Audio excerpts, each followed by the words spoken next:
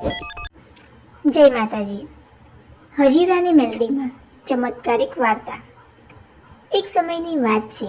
ગુજરાતમાં સૌરાષ્ટ્ર વિસ્તારમાં આવેલું એક નાનકડું ગામ હતું, હજીરા.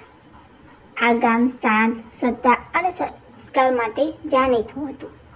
ગામના લોકો મહેનતુ હતા, પરંતુ તેમનું જીવન ઘણી જ વખતે મુશ્કેલીઓથી ભરેલું રહેતું. એ જ ગામમાં હજીરાની મેલડીમાં પ્રગટ થયેલી માનવામાં આવે છે. હજીરાના લોકો મેલડીમાંથી પોતાની કુળદેવી માનતા. કહેવાય છે કે જ્યાં અન્યાય થાય ત્યાં મેલડીમાં અવશ્ય પ્રગટ થાય છે. માં દુષ્ટોને દંડ આપે છે અને સાચા ભક્તોની રક્ષા કરે છે. ગામમાં રામા નામનો એક ગરીબ ખેડૂત રહેતો હતો. રામા ખૂબ જ સીધો સાધો અને ઈમાનદાર માણસ હતો. તેની પાસે થોડું જમીન હતી. તેનાથી તે પરિવારનું ગુજરાન ચલાવતો. પરંતુ છેલ્લા ઘણા વર્ષોથી વરસાદ ન પડવાથી તેની જમીન સૂકી પડી ગઈ હતી. દેવું વધતું જતું હતું અને પરિવારની હાલત ખરાબ થઈ જઈ રહી હતી.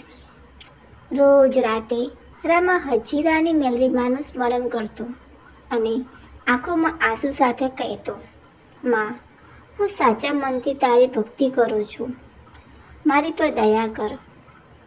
એક રાત્રે રામાને સપનું આવ્યું. સપનામાં એક તસવીર સ્ત્રી લાલ વસ્ત્રોમાં દેખાઈ. તેમના હાથમાં ત્રિશૂળ હતું અને ચહેરા પર અદ્ભુત તેજ. તેમને કહ્યું, રામા, ડરશો નહીં, તારી પરીક્ષા ચાલી રહી હતી. ધીરજ રાખ, સત્યનો વિજય જરૂર થશે. સવાર થતાં જ રામાનું મન શાંત હતું.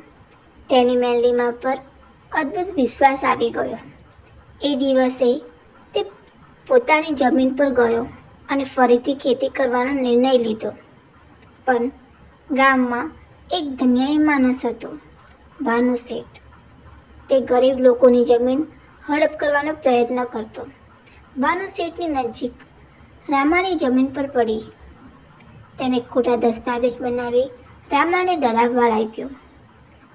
રામો ખૂબ દુઃખી થયો, પણ તેને મેલડીમાં પર વિશ્વાસ ન છોડ્યો.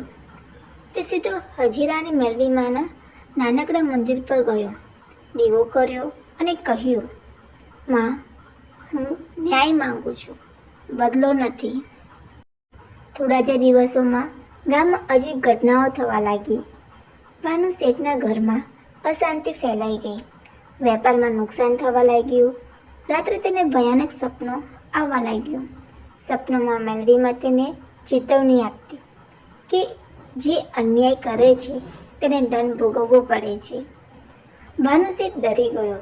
તેને ગામના વડીલોને બોલાવ્યા અને પોતાની ભૂલ સ્વીકારી.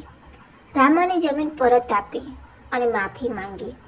તે દિવસે ગામમાં સૌને મેલડીમાંની મહિમા જોઈ. થોડા જ સમય બાદ અચાનક વરસાદ વરસ્યો. રામાની જમીન લીલાછમ બની ગઈ. પાક સારો થયો, દેવું ઉતરી ગયું અને તેના ઘરમાં ફરીથી ખુશી આવી. રામાએ ગામમાં મેલડીમાંનું નાનું મંદિર બનાવવાળું.